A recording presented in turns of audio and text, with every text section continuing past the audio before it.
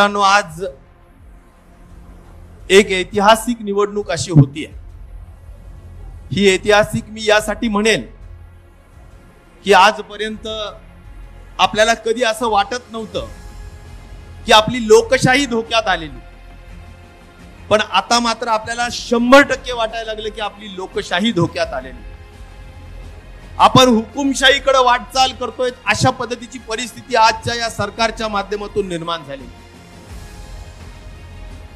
आणि त्यामुळं लोकशाही टिकवायची का हुकुमशाही आणायची, संविधान टिकवायचं का नाही, असे मूलभूत प्रश्न या निवडणुकीच्या माध्यमातून, आपल्या मतांच्या माध्यमातून निर्माण होणार।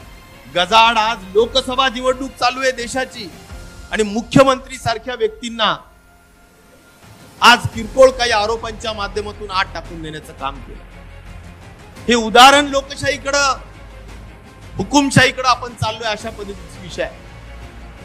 मित्रांनो, तुम्ही मला सांगा, आपण या छत्रपती संभाजीनगर महानगरपालिकेसाठी आपण सगळेजण आसुसलेलो होतो। मुंबई महानगरपालिका 3 वर्षापासून झाली नाही, जिल्हा परिषदा होत नाहीत, पंचायत समिती होत नाहीत। तुम्ही बघा, तुमच्या हक्काच्या निवडणुका होत नाहीत, आपण कुठं वाटचाल करतो आहोत। स्थानिक स्वराज्य संस्थेच्या ह्या निवडणुका आहेत, होत नाहीयेत।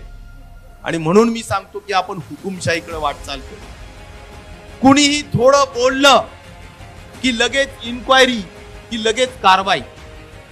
आज बोलण्याचा जो अधिकार आहे, जो घटनेने आपल्याला दिलेला आहे, तो अधिकार काढून येण्याचं काम या माध्यमातून होतंय। आणि म्हणून आपल्या सगळ्यांनी लोकशाही आणि संविधान अबाधित ठेवण्यासाठी आपल्याला इंडिया आघाडीला